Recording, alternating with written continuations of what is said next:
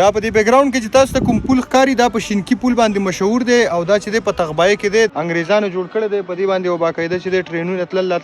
د ټرین پاټلۍ دی د پاسه خو دا پل چې دی ډېر مضبوط رخ کړی دی تقریبا 120 نو واخله 150 پورې 150 کالو پورې ټایم وشو اوس دا ته ښیم نږدې نه یو فلم دی اوس مانې نیم هیر دی خو په دې چې دی د هغې شاټان چوپ هغه هم په دې باندې اخیستي دي نو دا پل دی دا وګورئ ډېر یو مضبوط پل جوړ کړی دی تقریبا 120 کالو پورې وشو خو زما په اندازې سره چې دی زه یم چې یو زر نه بلکې 2-3 کاله نور ومړی که نه دې خوا دا نیر دی دا اوبه چې دی ډېرې سیوا ښکلې صفا اوبه دي دا وګورئ نو ډېره ښکلې ویو هم ده ډېره ښه ویو ورکوي خو زه ځمه دا پل چې دی ټوټل تاسو ته ښیم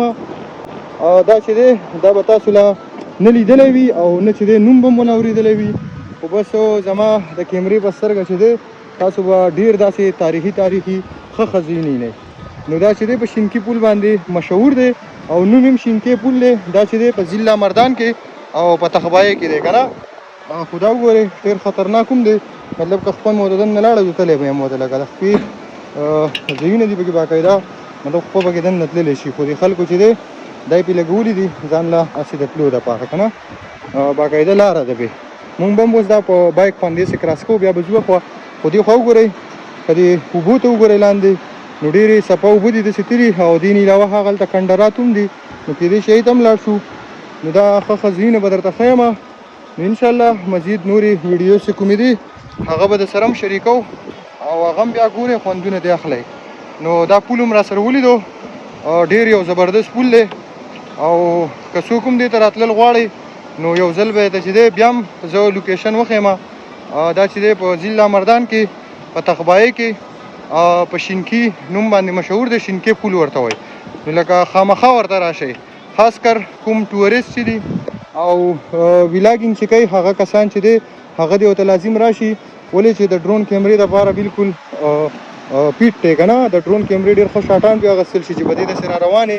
او باقاعده په ډرون باندې پې شاټ واخیستل شي نو اوس د کزن ته ګوره کزن لاړ شه شابه هغلته دا ګورې صرف د کیمرې په سترګه چې دی د موبایل په دې کې ورته ګورې چې دا څنګه وي ورکوي په ویډیو کې راځه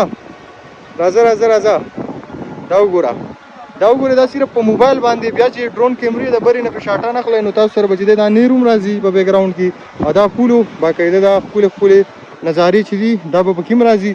نو خامخا چې دی راشئ ورته هغه کسان څوک چې دی ټورست دي او ویلاګې جوړوي نو هغې چې دی زما د کیمرې په دې سترګه باندې پکې دا زیم چې دی نوټ کوي او دې ته لازم راشئ ډېر یو زبردست ځای دی